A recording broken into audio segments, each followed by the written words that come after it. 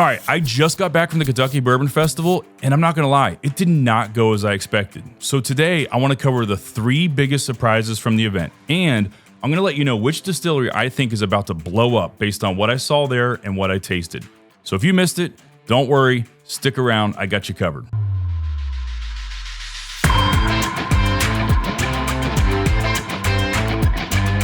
All right, first up is the bottles no one saw coming. Because when you think of KBF, you expect the big dogs to steal the show. But in my opinion, it was the under-the-radar distilleries that really stole most of the limelight. So I'm gonna go through 3 bottles that really shocked me and go over the distilleries in a little bit of detail. So first up is Old Steelhouse. And unfortunately, I was not able to grab a bottle to bring back, but I will get one in the near future so I can do an official review. But if you have not heard of Old Steelhouse Distillery, you're in good company. They just came on the scene, reviving the T.W. Samuels Distillery in Cox Creek, which is just outside of Bardstown. And they are really coming out swinging. They had their first batch in 2024, batch 1, which was a MGP High Rye at 6 years old, and then they had a 5-year bourbon for batch 2, which was a wheated bourbon. And both had really good reviews. In meeting with the team and talking to people that were surrounding the Old Steelhouse area, they are really excited about the future of this distillery. Their team is fantastic. They have a passion to put out a good product, and I think they know what they're doing. So I bring it up to let you all know that this is a distillery to keep your eye on. It's Kentucky only now, although I did hear that there's a little bit in New York and California. I could be wrong, but I'm gonna keep an eye on it. I'm gonna talk to the team. If distribution expands, I think it's one that you should be ready to look for because it's a good value, it's a good product, and it's one I hadn't heard much about. And so getting to know them and getting to try their full lineup of their product, I can tell you with certainty that there's some good stuff coming from Old Steelhouse. Next up will not be one that surprises you that I'm bringing up, but what they did at KBF surprised me, and that is Dark Arts. And Dark Arts released this, amongst other things, 122 proof, 16-year, 3-barrel blend Kentucky Buff Turkey release, and it is a really good blend. They did a fantastic job of this. They had one with 7 barrels that they blended, and then they had a few single barrels. I tried through those. I love them all. And I know it's the year of Buff Turkey or the years of Buff Turkey, but Dark Arts did a really good job. If you don't know what Buff Turkey is, maybe I'll do a separate video on that, probably because we have our team here at the Cask Collective has a Buff Turkey, a 17-year Buff Turkey coming out with Reveries and Take.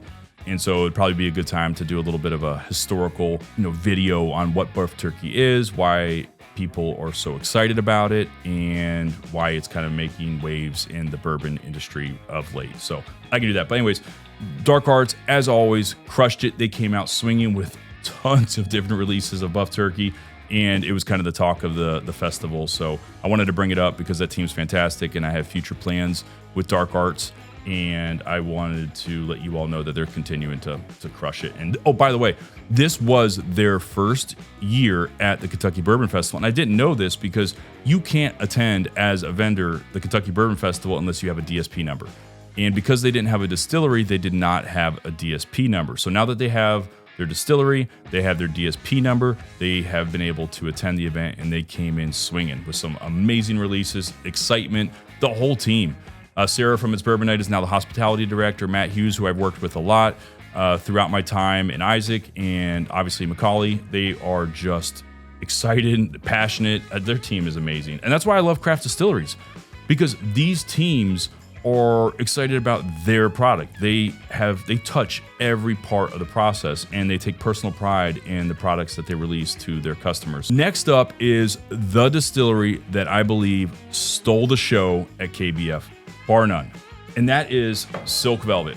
Silk Velvet, if you knew what was going on, or if you didn't actually, but you were surprised by what was going on, you walked over to the Silk Velvet tent and you met with Zach Hargis, I think is actually how you pronounce his name. Zach Hargis is the president and founder. The Hargis family is reviving this distillery. It is a pre-Prohibition distillery from 1880, I believe. And obviously they went away during Prohibition, and they're coming back now. And they came out swinging. They have master distiller Jacob Call, which is an 8th generation master distiller. His lineage, his family history is amazing, with master distillers going back 8 generations. And so that team there is putting together a product that is going to make waves. This one I have right here is sitting at 107 proof. It is a high rye 75 to 21 4 mash bill, aged 6 years. So I'll drink it real quick just to remind myself what it's like. Apricot on the nose. Oh yeah, it's as good as I remember. Caramel, toffee, spice, light oak finish that lingers for a long time. Great product for such a young distillery, and I'm excited for the future of Silk Velvet. They're Kentucky only release because they're so young. Like I said, with Old Steel House, they just don't have the product yet to distribute outside of Kentucky. I'm sure they have plans to do that as well. I wanted to put both of these products on your radar so that you can be prepared if it starts to get on online sites, or if they start to see distribution expand. Like 13th Colony started pretty small with their distribution and now expanding into lots of states. So I expect Silk Velvet will do the same thing, and you can be prepared and ready to grab one when you see it. The last one I want to throw out there is not a craft distillery, but it's just a little thing that excited me, which is the Bardstown 13th release. I got to meet with Steve Nally, and he is just, an amazing person. He's the master distiller for Bardstown. He was the master distiller, I don't know the exact year, for Maker's Mark, and I got to spend a lot of time with him chatting about current industry, about the future of Bardstown, about his thoughts on even the products that he's released, all the Bardstown releases, his favorites. So I have plans to put together a video about kind of my time with Bardstown and Green River and everything that was going on over at the Bardstown tent, because they had all the contract distillers in the same space as well. So I wanted to give a little shout out to Steve Nally and the Bardstown team and let you all know that I have plans to do a video in the very near future about time with Steve Nally and what I learned from talking to one of the greats in the industry.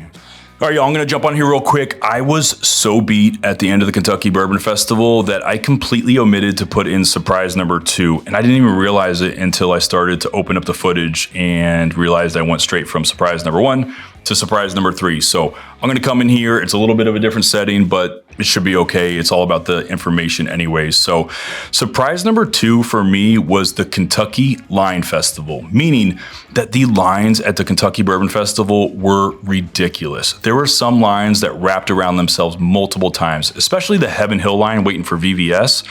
And I fully expected there to be lines. I did not expect them to have lines at many, many different tents and the length of those lines.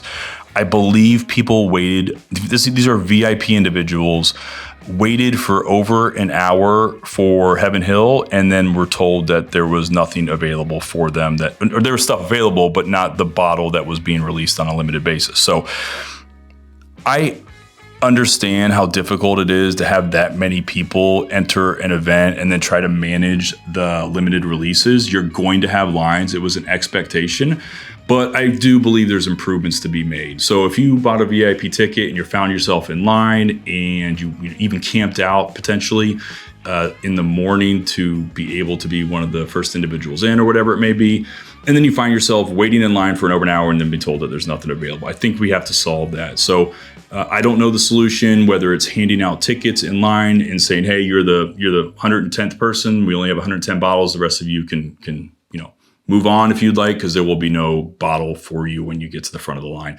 I think that's a valuable solution. There's probably 100 different other solutions that people have thought of that are smarter than me.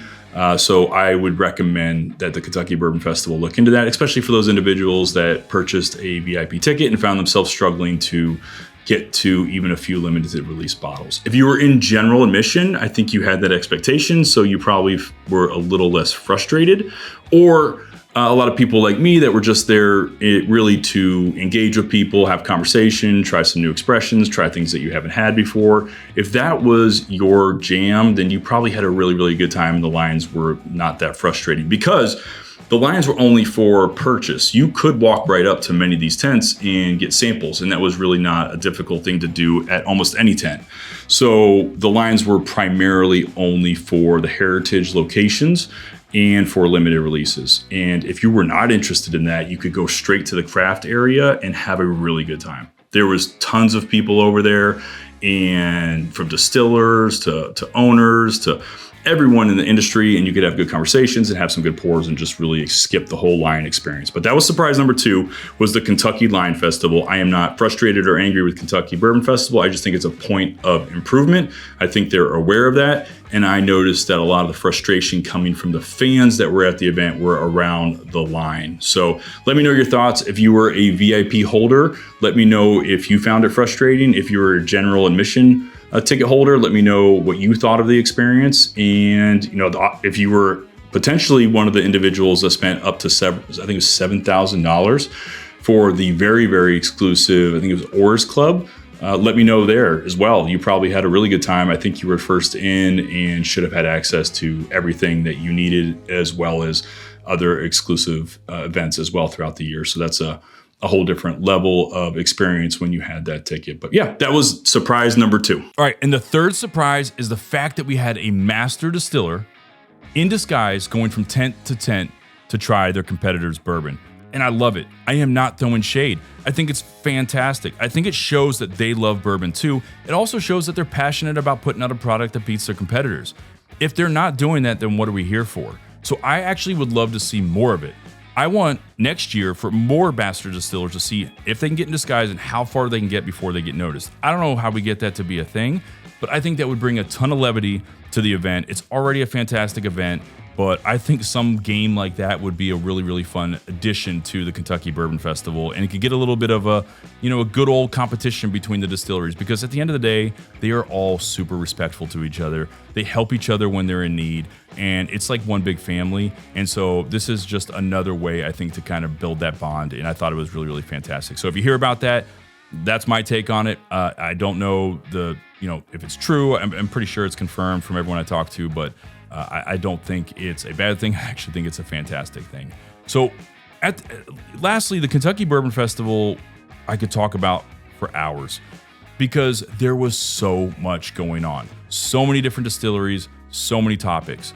And one of the main topics was the future state of bourbon on stage, in small corners, and at the after parties, everywhere you went. And I didn't want to take this video as an opportunity to talk about it because I think it's a much more nuanced conversation. So I will do my due diligence. I will try to distill the information that I got, talking with people from different vantage points in the bourbon industry, and try to let you all know. I will tell you that bourbon's not going away. There are a lot of different opinions. I do think that the boom has busted, and I think that it is in correction, but I don't know that it's drastic. I don't know where it will end, and I don't think that it's bad. So I will get into much more detail about that in a future video. I've already done a whole video on the bourbon boom. If you have not watched it, you can go ahead and watch that one. And then I'll try to do another video that gets a little more nuanced into what I learned at this event. But as far as the KBF event, just a little quick recap. I think it's fantastic. I think they got work to do on the lines, the food, the restrooms, but I think they're going to get better. Each year they're going to learn a thing or two, and I hope try to make it a little better. It's a lot to manage 50,000 bourbon fans. I get it. And so I think we need to offer a little bit of grace. I do think that they need to get better, but I do think we need to offer grace because they did a really good job. They had a ton of vendors there, a ton of distilleries, and a ton of fans that had a really good time. You were able to walk around and drink expressions from distilleries across the state and across the nation, and spend time with friends and family and just get to know people that you interact with on a regular basis.